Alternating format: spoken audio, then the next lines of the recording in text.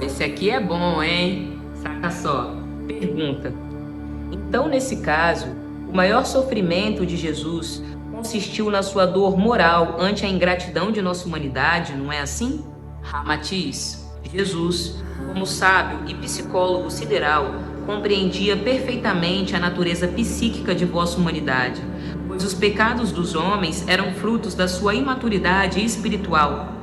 Jamais ele sofreria pelos insultos e apodos ou pelas ingratidões e crueldades humanas ao reconhecer nas criaturas terrenas mais ignorância e menos maldade.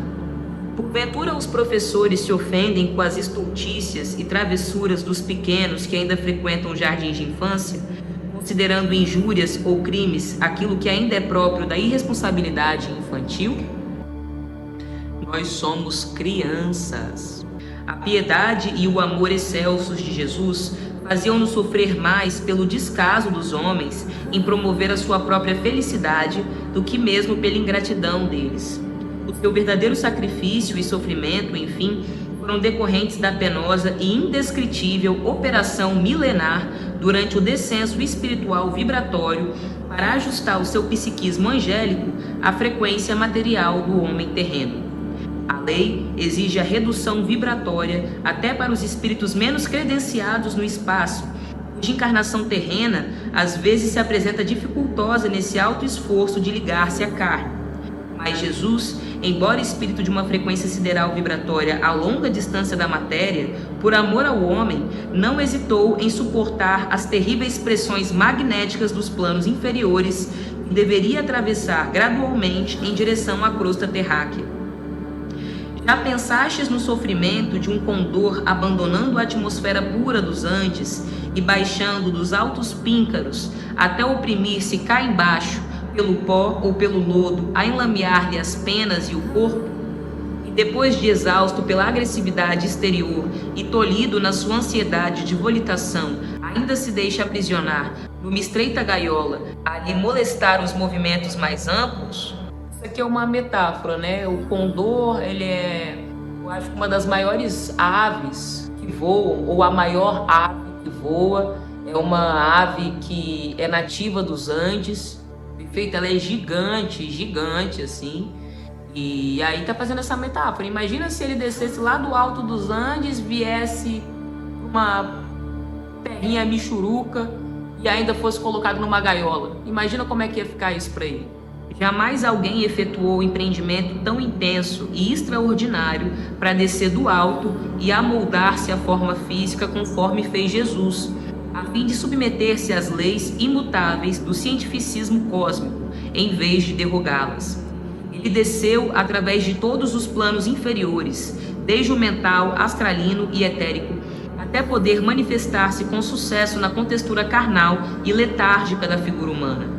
Abandonando os píncaros formosos do seu reino de glória, imergiu lentamente no oceano de fluidos impuros e agressivos, produzidos pelas paixões violentas dos homens da terra e dos desencarnados no além. Embora se tratasse de um anjo do Senhor, a lei sideral obrigava-o a dobrar suas asas resplandecentes e percorrer solitariamente o longo caminho da via interna, até vibrar na face sombria do orbe terráqueo e entregar pessoalmente a sua mensagem de amor. O sublime peregrino, descido dos céus, lembra o mensageiro terreno que, após exaurir-se no tormento da caminhada de muitos quilômetros, deve entregar a carta de libertação a infelizes prisioneiros exilados de sua pátria. Ele fala assim e parece difícil de digerir isso pra gente que tá aqui, mas é aquilo que foi dito no vídeo sobre a entrada para Sião. Nós aqui somos todos caídos, véio. Nós somos caídos, nós fomos exilados de outros orbes. A terceira dimensão é uma dimensão de energia muito mesquinha, muito inferior, muito agressiva, violenta, sabe? Para um anjo tá aqui é tipo muito difícil, velho. E é isso, velho. E a gente tem que aceitar a verdade, bora levar, evoluir. E é isso. Assim, os 33 anos de vida física de Jesus significam apenas um momento em que ele faz a entrega da mensagem espiritual do Evangelho, pois o processo espinhoso e aflitivo até imergi-lo nos fluidos terráqueos durou 1 milênio no calendário humano. 1 milênio. O processo de descida do mestre ascensionado até ele poder encarnar aqui na Terra. Essa operação indescritível de sua descida sacrificial em direção à Terra é, na realidade, sua verdadeira paixão, pois só os anjos que o acompanhavam, distanciando-se cada vez mais por força da diferença vibratória, é que realmente podiam compreender a extensão do heroísmo e sofrimento de Jesus. Chego a me arrepiar. Quando deixou o seu mundo rutilante de luzes e prene de beleza, para então habitar um corpo de carne em benefício dos terrícolas. Após ajustar o seu corpo mental e reativar o mecanismo complexo do cérebro perispiritual, em seguida Jesus desatou o corpo astralino para vibrar ao nível das emoções humanas. Atingindo o limiar do mundo invisível e do material, então fez o seu estágio final, incorporando-se no éter físico ectoplásmico para compor o duplo etérico e os centros de forças conhecidos por chakras, que deveriam se desenvolver e estruturar-se durante a gestação carnal.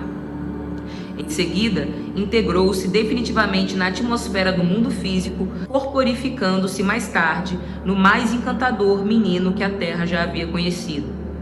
A descida vibratória do Mestre para atingir o vosso plano físico foi apenas uma fase a qual ele se ajustou por amor ao vosso mundo, reduzindo o padrão de suas funções angélicas para desempenhar com sucesso absoluto a sua missão de salvador da humanidade.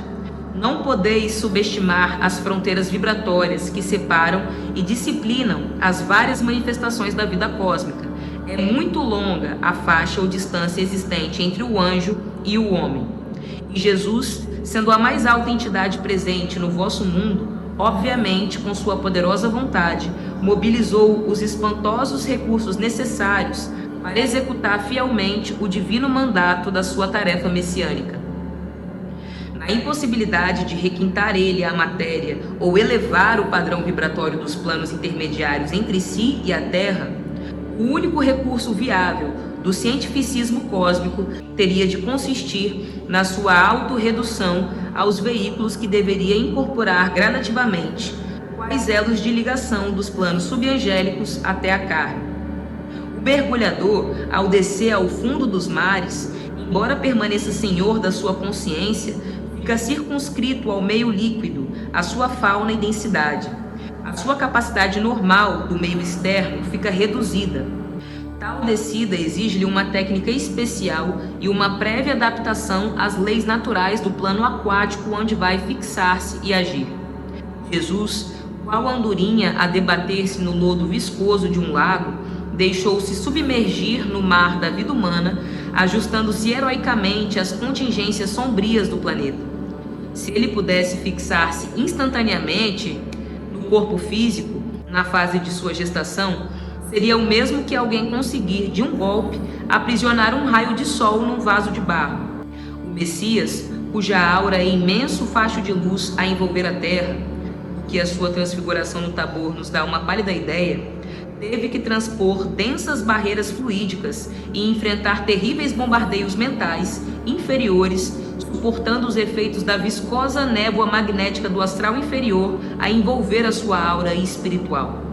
Vapores sádicos atingiram-lhe o campo emotivo angélico no turbilhão de vendavais arrasantes, produzidos pelas paixões tóxicas da humanidade, ainda dominada pelos instintos animalizados. Irmãos, o campo áurico do planeta é muito denso, porque as pessoas ainda estão muito presas às ilusões materiais. As pessoas aqui, elas se separaram da vida cósmica, da vida espiritual, de Deus.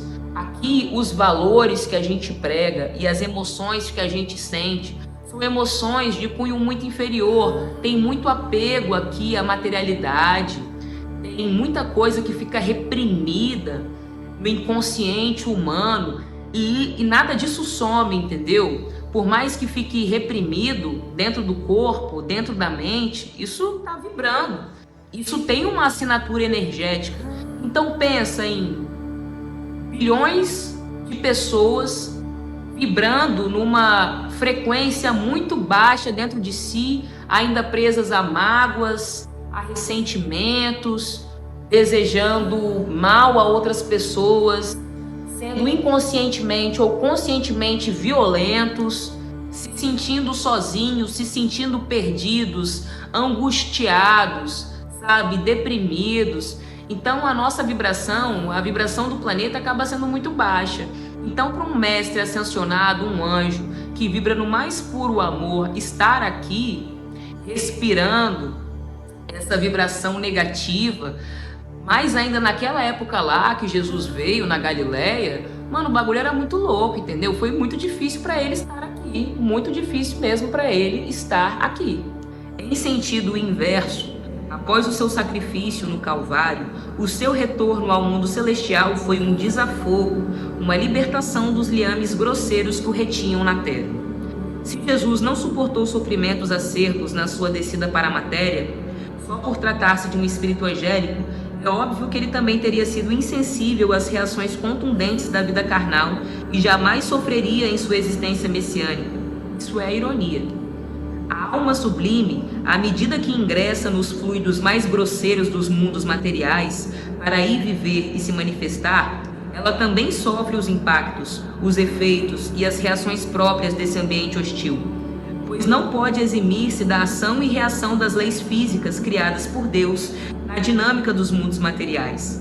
A descrença dos espíritas e suas dúvidas de Jesus gastar quase 1000 anos no esforço sublime de baixar a terra talvez resulte desse longo período tão impressionável para os homens. 1 milênio do calendário humano avulta na mente do homem, pois ele mal atinge a média de 60 ou 80 anos de idade na sua vida terrestre. Para quem coordena sua existência pela contagem do calendário humano, é demasiadamente extenso e até inverossímil que Jesus tenha consumido 1000 anos para a descida vibratória e apenas vivido 33 anos na face da Terra. Contudo, a mesma medida milenária capaz de produzir tanta impressão no cérebro humano não passa de um fugaz minuto no relógio da eternidade, pois os espíritos vivem fora do espaço e do tempo das convenções terrenas. A descida milenária de Jesus foi somente uma etapa prevista pela técnica sideral, quando ele reduziu o seu poder e a sua consciência angélica por amor à humanidade, a fim de comparecer pessoalmente à escola primária terrena e entregar a mensagem salvadora. Mas a sua peregrinação do céu à terra foi-lhe dolorosa e sacrificial, lembrando o príncipe que deixa o seu palácio resplandecente para descer aos charcos onde vivem cancerosos, réprobos e leprosos, junto aos quais ele não se livra de aspirar-lhe as emanações empestadas, nem mesmo evita de sofrer alguns danos em sua veste fidalga. Aliás, conforme diz o velho provérbio popular, no meio do espinheiro rasga-se mais facilmente o traje de seda do que a veste de couro. Malgrado a dúvida suscitada por protestantes, católicos e espíritas, eles não podem anular a diferença vibratória existente entre o mundo angélico e o mundo humano. Caso Jesus resolvesse encarnar-se novamente na Terra, então já de há muitos anos ele teria iniciado a sua descida vibratória. Obediente às mesmas leis imutáveis, eles disciplinaram a encarnação messiânica há 2000 anos. Se a descida angélica da mente divina até a fase matéria, que forma o mundo das formas exteriores, é disciplinada por leis fixas que regulam essa expansão do Espírito de Deus para fora de si mesmo, por que a manifestação de Jesus na carne humana deveria contrariar o ritmo cósmico da criação? Bom, isso da descida da mente de Deus para criar a forma dos mundos exteriores a gente vai falar mais à frente. Agora, ele quer dizer aqui que nada foge à lei, absolutamente nada foge à lei. E para o nosso mestre se manifestar aqui, ele teve que abaixar a cabeça dele para a lei. E ele fez isso. Ele fez isso. É isso, meus irmãos, vocês estão sintonizados com a RAM. Eu sou seu radialista Aroni, na Marie, câmbio desligo.